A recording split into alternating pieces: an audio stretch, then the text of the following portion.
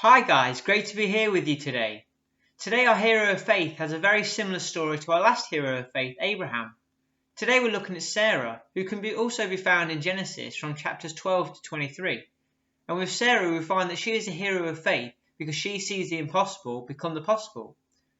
The impossible become impossible, that's impossible, right? Does that even ever happen? Well, if we look back in time, we'll find some things that have seemed impossible. Like when the greatest minds in the world thought that the earth was flat, but turns out it's not.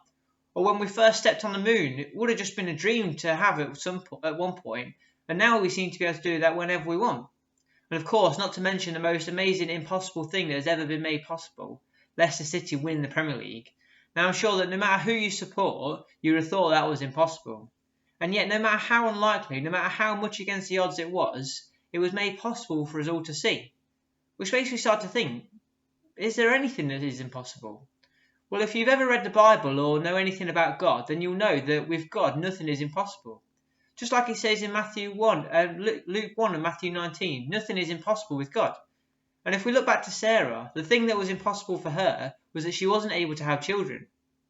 Not being able to have children in those days would have looked like you'd done something wrong and that God was punishing you for a sin that you or someone else in your family has committed. So it wasn't just the pain of not having a child, but all the prejudice that came along with that as well. Sarah was living with the impossible. And I think that for many of us, if not all of us, can relate to her. But we might all have that impossible that we can't see happening, that we might all struggle knowing that there is something that we just can't see to happen. But this is why Sarah is a hero of faith.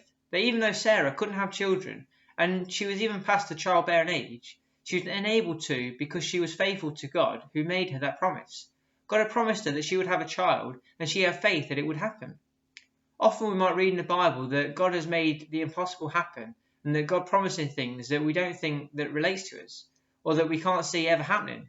But Sarah believed and she had faith that it would, and it is exactly what happened. Sarah gave birth to Isaac, and not only that, there was a massive line after Isaac going all the way to Jesus. For Sarah, her impossible thing was made possible. So what is our impossible thing? What is your impossible thing? I know these things are called impossible for a reason, but with God nothing is impossible. I think Sarah should encourage us to bring our impossibles to God, ask Him to help us, because with God, impossibles are made possible.